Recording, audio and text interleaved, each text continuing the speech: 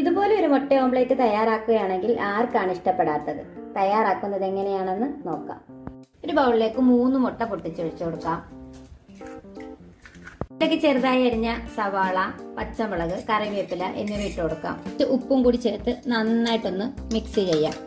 ഒരു പാൻ അടുപ്പിൽ വെച്ച് പാൻ ചൂടായി വരുമ്പോൾ അതിലേക്ക് കുറച്ച് ഓയിൽ ഒഴിച്ചു കൊടുക്കാം.